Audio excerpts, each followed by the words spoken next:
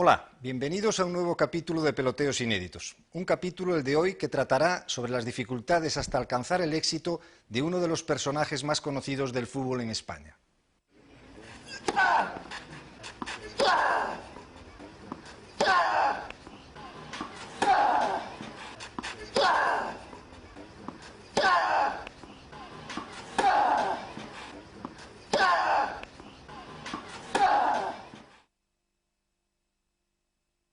La primera convocatoria de Jorge Valdano con la selección argentina fue realmente singular.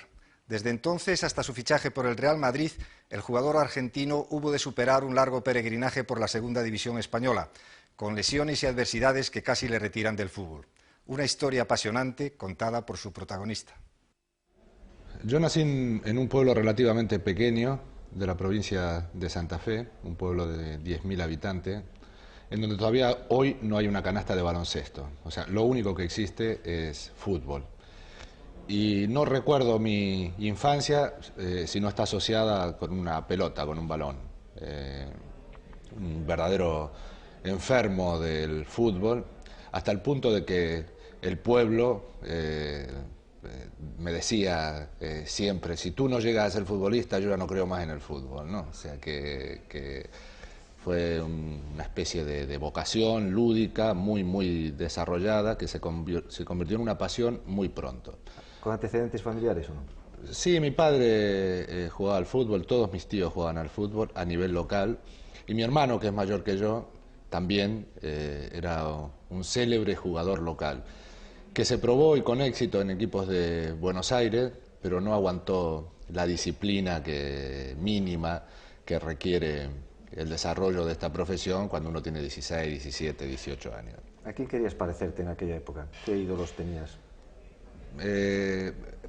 Había un antecedente en mi pueblo, un jugador que se llamaba Armindo Nega, posiblemente uno de los 10 mejores de la historia del fútbol argentino.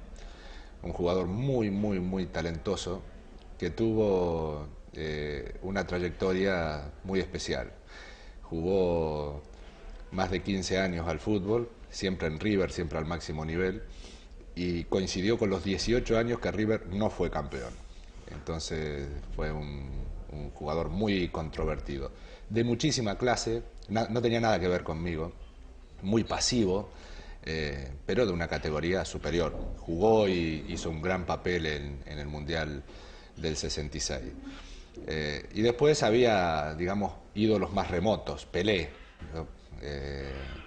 Con 15 años vi el Mundial de México y eso me pareció el ideal platónico del fútbol, ¿no? Lo que uno había soñado, pues resulta que existía y encima ganaba, ¿no? Un equipo extraordinario en donde todos jugaban bien y en donde había un jugador además que le imponía carácter, personalidad, carisma y unas ilimitadas condiciones técnicas, ¿no? ¿Tú empezaste ya de delantero o fuiste evolucionando en diversos puestos? Yo fui siempre delantero, pero delantero de todo el campo.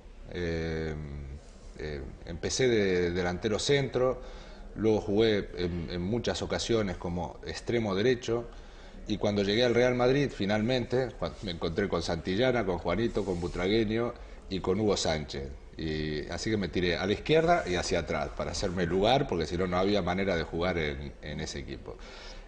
Con 16 años me fui a Newell's Old Boys a probarme, ya me quedé y debuté en Primera División al día siguiente de cumplir 18 años. Y tuve un problema que tienen muchos chavales, que crecía demasiado. Hubo más de 2 años y medio en donde crecía 1 centímetro por mes. Y claro, me cambió totalmente la técnica de freno, la técnica de salida. Me convertí en un jugador totalmente distinto al que yo había soñado que iba a ser. Yo era muy habilidoso, muy pequeñito, hasta muy rata. Pero ¿cómo se hace para ser rata con 1,86 m? ¿No? Si llegas a nacer en un pueblo con canastas, seguramente irías en otra dirección. A lo mejor, pero bueno, me gustaba tanto jugar al fútbol que no sé si hubiera derivado para otro lado, ¿no? Hablábamos con Berizzo la pasada semana, que además también él empezó en Newell's, de la precocidad de los jugadores argentinos en debutar en Primera División, vamos, jugadores con condiciones en comparación con los europeos. ¿A qué crees tú que se debe eso?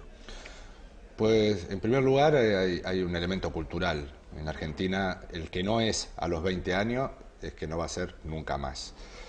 Y después hay un problema que tiene que ver con la necesidad. Hay que tener en cuenta que hay 500 jugadores argentinos fuera de Argentina. Por lo tanto, son 500 lugares vacíos que tienen que ocuparse necesariamente con jugadores muy jóvenes, casi antes de estar preparados, pues ya tienen que acceder a primera división. O sea que hay un elemento tradicional y otro muy moderno y preocupante. Tú enseguida fuiste a la selección argentina, primero a la juvenil, ¿no? Donde tuvisteis éxitos, en Toulon, me parece, en Francia, tuvisteis un éxito importante, ¿no? Eso es, sí. Yo debuté en Toulon de una manera casual, porque renunció a la selección Bertoni. Y sin embargo, bueno, llegué a esta selección y fui titular desde el primer partido. Y salimos campeones del mundo a las órdenes de Menotti, que fue un entrenador que me marcó, porque a esa edad, 18 años, uno es muy influenciable y el discurso de Menotti en ese momento me impactó. Fue una suerte para ti el haber encontrado a esa edad precisamente de formación a una persona como Menotti. Sí, no lo tuve tampoco demasiado tiempo, pero era un hombre fascinante desde el punto de vista pedagógico y a mí me marcó, fue el punto de partida de mi sensibilidad futbolística, ¿no? Hay un dato que quería contrastar. ¿Tú debutaste en la selección absoluta antes de venir a España? Yo debuté en la selección absoluta en Uruguay antes de venir a España en un partido muy afortunado. Porque metiste 2 goles. Te voy a contar la historia para que sepas por qué me vine yo tan joven a España, a segunda división. Teníamos el campo de Rosario suspendido y jugábamos a 300 kilómetros de Rosario. Jugábamos en Junín, en una ciudad de nivel medio. Y cuando íbamos hacia Junín, la radio dijo, si por casualidad está escuchando este programa el señor Valdano, que sepa que está citado para ir a la selección argentina, que sale mañana rumbo a Uruguay. Bueno, pues ese fue el único dato que tuve. Fui, jugué el partido de Junín, me fui a Rosario, me fui a la estación de tren, tomé un tren de estos nocturnos que paraba en todas las estaciones del mundo con asientos de madera. Llegué a las 8 de la mañana, me fui al aeropuerto sin dormir. De ahí me fui a Uruguay y estaba en la grada, porque ni siquiera dejaban sentar en el banquillo en ese momento, comiendo pipas con Darío en pasarela mientras el equipo jugaba. Y Menotti me llamó, yo pensaba que como yo había sido un invitado de ultísima hora, esa invitación no era para mí, que era para Pasarela, pero Pasarela me decía, no, te está llamando a ti, te está llamando a ti. Bueno, la cuestión es que entré faltando 20 minutos, Argentina ganó 2-3, yo metí los 2 últimos goles, y con la particularidad de que hacía 25 años que Argentina no ganaba a Uruguay en Montevideo. Y fue una de las grandes alegrías de mi vida, una de las más imprevistas y seguramente uno de los motores por los cuales yo me vine a España, porque eso tuvo un impacto publicitario. Pero eso sorprende que vinieses a un equipo de segunda división, ¿no? O sea, a ti te descubrió allí, te trajo José María Zárraga, el que había sido capitán del Real Madrid. Pero sorprende venir de la Selección Nacional Argentina a un equipo de segunda. Sí. Había tal desorganización en el fútbol argentino, por eso conté que mi convocatoria fue por radio, que yo me había propuesto que a la primera oportunidad la aprovecharía. Y le pregunté a Menotti cómo veía esa posibilidad. Y Menotti me dijo, si el Mundial empezara mañana, tú estarías entre los 25. Pero claro, faltan 3 años para el comienzo del Mundial. Y yo no sé si mañana yo voy a ser entrenador de la selección o no voy a ser entrenador de la selección.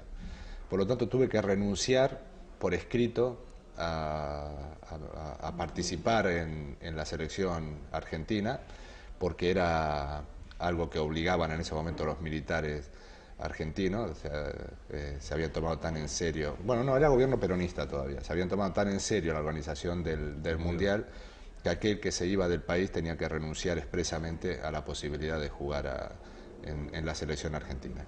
Y me vine. ¿Cómo viste el Mundial desde aquí, un Mundial que ganó Argentina, que el Mundial de Kempes, con la final con Holanda y todo aquello? Bueno, con mucho interés, con mucha envidia. Pues estoy preguntando esa sensación. Envidia, sí, porque incluso estando en el Alavés, un día salió en en el AS muy pequeñito, que Menotti estaba en Madrid y que no le hubiera importado haber visto jugar a Valdano. A mí eso ya me produjo una esperanza bueno, de que podía ser, ¿no?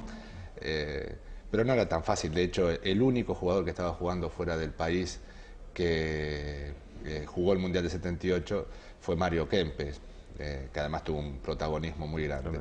El Mundial lo vi en Nerja, que yo estaba de vacaciones ahí, lo veía en un bar, rodeado de holandeses en la final, o sea, muy callado, y sí, con mucha envidia de esta futbolística, de saber que me estaba perdiendo un momento histórico, pero resignado. Yo desde los 15 años hasta los 20 y tantos años, cuando nos llamaban a las selecciones infantiles, yo siempre competía con Kempe y perdía. Elegían a Kempe y yo me quedaba afuera, ¿no? Salvo en el juvenil de Toulon, donde ya me tocó a mí, y además con suerte porque fuimos campeones del mundo. Yo metí el 1-0 que nos hizo campeones, fui portada del Gráfico, todo eso que bueno, te da una sensación de culminación, ¿no? Jorge, ¿y tus años en el Alavés? Porque pasaste 4 temporadas, me parece, ¿no? En la segunda división árida en aquel momento en España, bueno, lo es siempre, pero en aquel momento... Árido todo menos el terreno de juego de Vitoria, que era embarradísimo. Embarradísimo, sí, en aquella época, por eso me estoy acordando de Mendizorroza, ¿no? Que era... Pero ¿cómo llevaste esos 4 años allí? Es decir, te forjaron, pero al mismo tiempo, ¿qué determinación tenías? ¿Tú tenías claro que ibas a llegar a triunfar en el fútbol? Sí, yo lo tenía claro el día que llegué. Al año de estar aquí ya no lo tenía tan claro. Yo pensaba que iba a estar de paso dentro de la segunda división y que inmediatamente iba a provocar la atención de equipos grandes. Entre otras cosas porque el gerente era Zárraga tenía vínculo con el Real Madrid. Antonio Ruiz, que era segundo entrenador del Madrid, venía siempre a Vitoria. Había rumores de que me estaban viendo, pero lo cierto es que las cosas fueron mucho más complicadas de lo que yo podía esperar.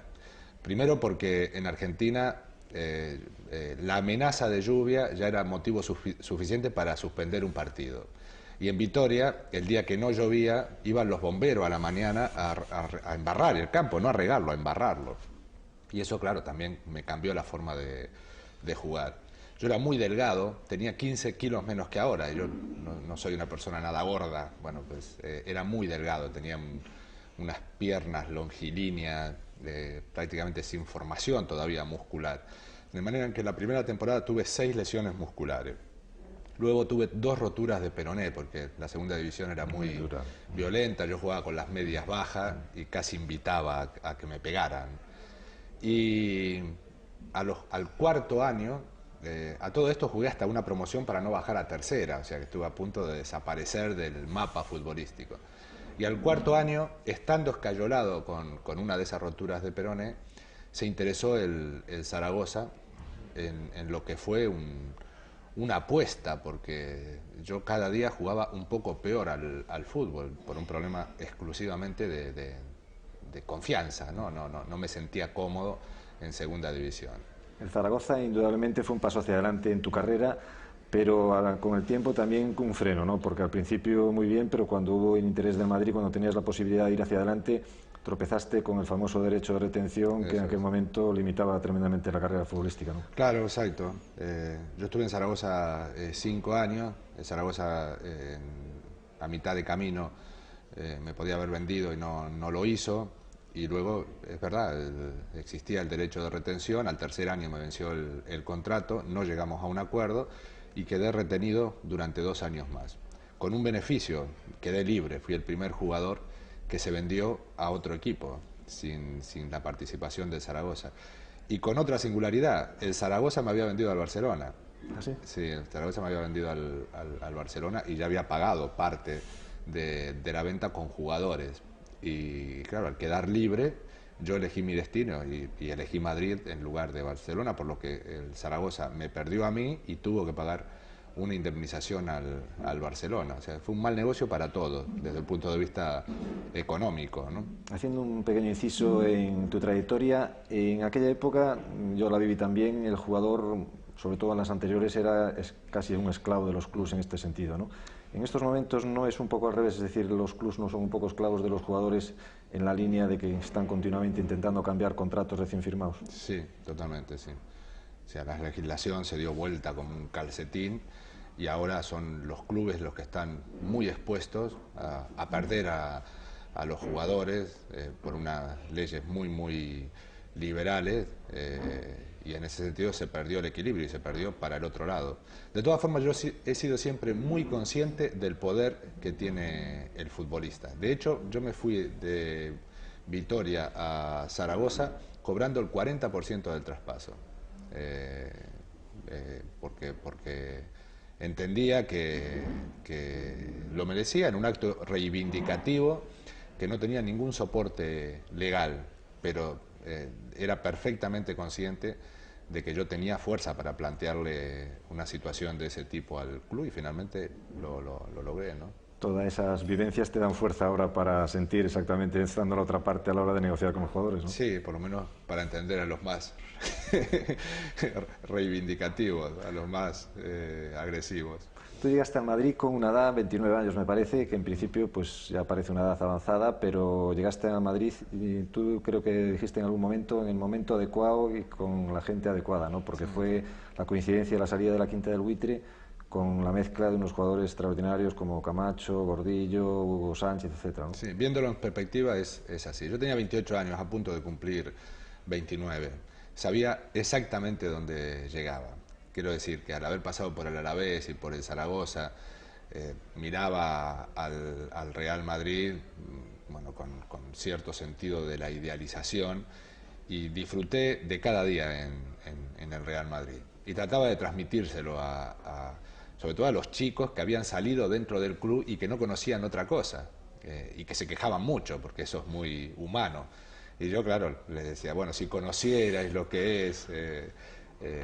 pasar por todo sí, lo que pasa es que es esas cosas son muy difíciles de hacer transmitir. sentir. El primer año fue malo, muy malo, terminamos a 17 puntos del Barcelona, pero con miércoles muy bueno, y al punto de que fuimos campeones de la UEFA cuando las famosas remontadas. Al final de la temporada vinieron Gordillo, Maceda, Hugo Sánchez, subió toda la Quinta del Buitre ya al primer equipo y todos esos jugadores, Masantillana, Camacho, Juanito, yo mismo, que estábamos ya en la barrera de los 30, le dieron al equipo un buen equilibrio, hasta el punto de que fuimos campeones de Liga y otra vez de UEFA, en el que fue el gran año de mi vida, porque un mes después fui también campeón del mundo.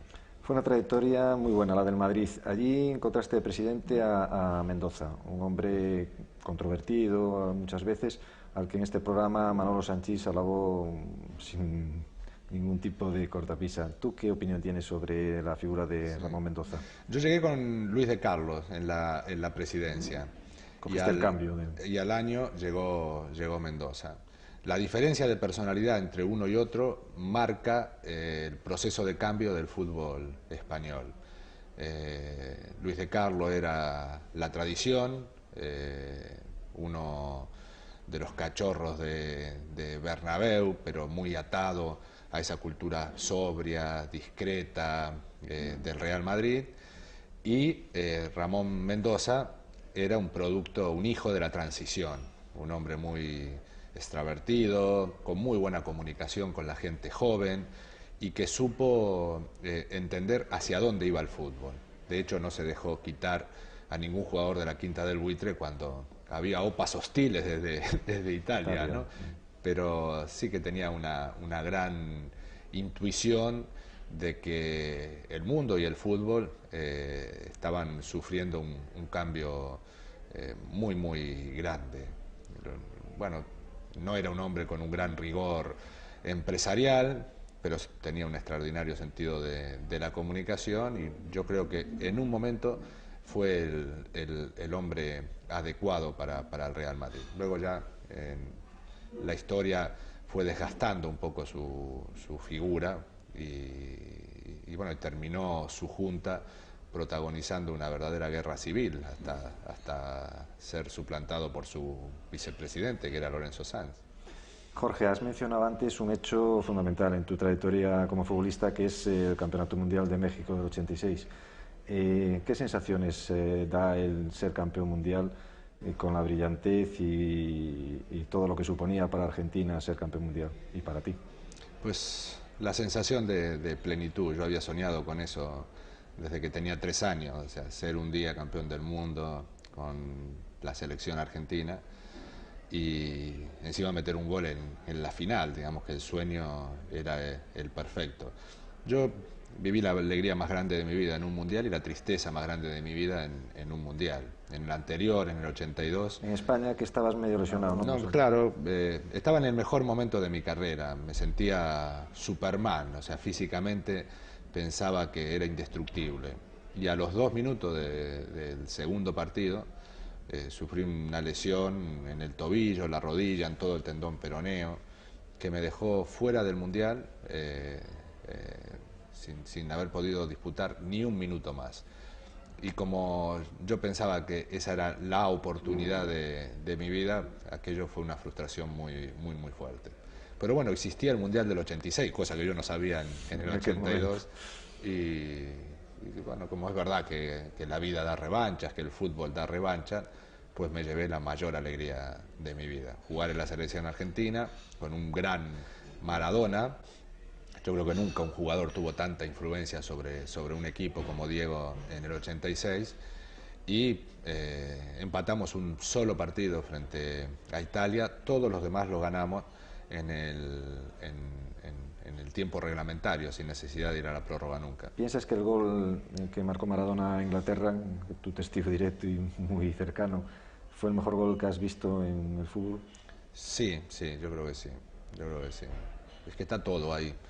Tú has comentado la tristeza de que muchas veces se recordase aquel partido, el gol de la mano de Maradona y no el otro gol, ¿no? Como sí, se da la curiosidad de que los ingleses recuerdan más el gol con la mano que el mejor gol de la historia del fútbol, cosa que me parece... Pero es que a los argentinos por ahí les pasa lo mismo, porque tenían tanta gana de ganarle a los ingleses y de ganarle de cualquier manera, que casi han disfrutado más el gol tramposo, ¿no? que la obra de arte, ¿no? Tú, la figura de Maradona, ¿qué te dices? Es decir, porque yo te he oído comentar de que a Picasso no se le juzga por su vida privada, sino por su obra, y a Maradona hay veces que se le juzga demasiado por su vida privada. O sea, la nieta de Picasso acaba de escribir un libro en donde dice que haber superado la relación que tuvo con su abuelo, la agresiva relación que tuvo con su abuelo, le costó 30 años de psicoanálisis, ¿no? Porque era terrible. Bueno, pues eso no abarató ningún cuadro de Picasso. La salida del libro no desmereció la obra de Picasso. En cambio, con Maradona da la sensación de que enfocamos más su vida personal, que es un espectáculo universal, que su vida futbolística, que es de donde hay que sacar los ejemplos. Yo creo que en Argentina sí que hay una relación sentimental con Maradona que parece indestructible, hasta el punto de que Diego en Argentina es impune.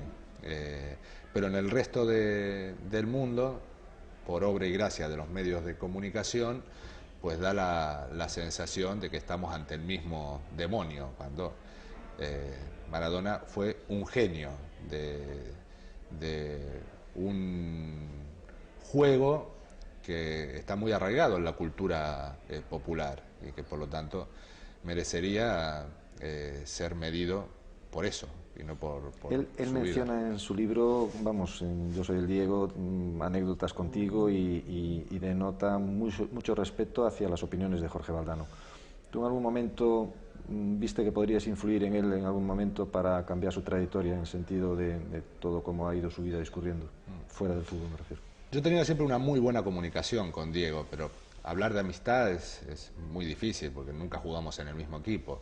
Solo convivimos, y de una manera bastante estrecha, en 2 mundiales. Y bueno, y el hecho de tener buena comunicación nos permitía estar mucho tiempo juntos, porque había muchos jugadores de la selección que no sabían estar con Diego. porque les daba como miedo, era una relación totalmente anormal. Berizzo decía el otro día que no lo conocía, pero que comentaban, y él lo había visto un día, que tenía como imán, que si lo veías no podías dejar de ver, de cambiar la vista de eso. Sí, sí, es el hecho de haberse convertido en un ícono del fútbol contribuye a eso, quiero decir, el impacto de los medios de comunicación contribuye a ello. Cuando jugó la selección argentina a su homenaje, bueno, tengo entendido que llegó al vestuario y que hubo un silencio incomodísimo, en donde nadie sabía qué decir, absolutamente nadie sabía qué decir. Y ahí estaba Batistuta, estaba Verón, estaba, no sé si Berizzo, pero quiero decir, gente de mucha experiencia. Sí. Claro, pero llegó Diego y claro, es un hombre tan magnético, que supone tanto para la historia del fútbol argentino. ¿Estuviste en el homenaje? Sí, yo estuve. Fue emocionante, ¿no? Tremendamente. Sí, fue emocionante, y es un partido del que podríamos escribir un libro de sociología sobre Argentina. Cada 30 segundos ocurría algo que merecía ser analizado. Fue un partido inolvidable para hacer un análisis del fútbol, del país, de Maradona. Ahí adentro cabía absolutamente todo. ¿Tú hablabas de si podía influir? Pues la verdad es que no, porque Diego tiene una personalidad muy poderosa.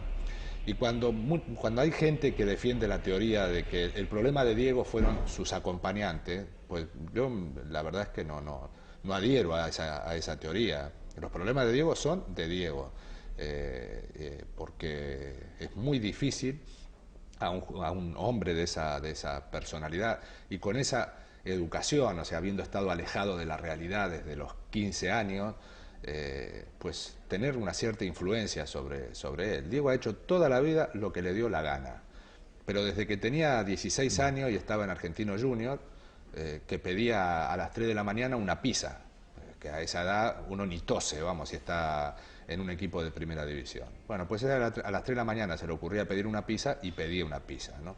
Bueno, lo que pasa es que cuando se tienen 17 años se piden pizza, cuando se tienen 27 ya se piden otras cosas, ¿no? El caso de Maradona obliga un poco a reflexionar, entre otras cosas, sobre el tema de la formación de base de los deportistas y en este caso de los futbolistas, ¿no?